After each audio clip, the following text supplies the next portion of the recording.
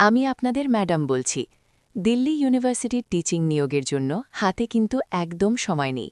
আজ ১লা এপ্রিল, আর আমি এখানে লাল দাগ দিয়ে দেখিয়ে দিচ্ছি ৬ই এপ্রিল কিন্তু আপনাদের শেষ তারিখ।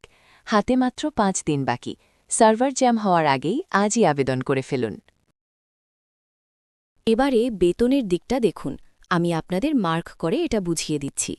অ্যাসিস্ট্যান্ট প্রফেসরের শুরুতেই বেতন ৫৭,৭০০ টাকা, আর প্রমোশন পেয়ে এটা ২,১৮,০০০ পর্যন্ত যেতে পারে।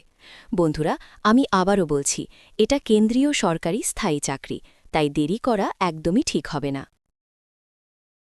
শূন্যপদগুলো ভালো করে লক্ষ্য করুন। টোটাল ৯১টি পদে নিয়োগ হচ্ছে। আমি এখানে গোল করে মার্ক করে দিচ্ছি। মোট পদ হল ৯১টি, যার মধ্যে অ্যাসিস্ট্যান্ট প্রফেসর ১৬ জন। কম্পিটিশন কিন্তু খুব কড়া হবে, তাই আমি বলবো প্রিপারেশন এখন থেকেই ইমার্জেন্সি বেসিসে শুরু করে দিন। সবশেষে বলি, আপনারা আবেদনটা করবেন কোথায়? সরাসরি দিল্লি বিশ্ববিদ্যালয়ের অফিসিয়াল রিক্রুটমেন্ট পোর্টাল rec.uod.ac.in এ গিয়ে ফর্মটা ফিল আপ করুন। লিঙ্কটা আমি এখানে লাল দাগ দিয়ে মার্ক করে দিলাম। ভিডিওটি ভালো লাগলে বন্ধুদের সাথে শেয়ার করুন। ধন্যবাদ।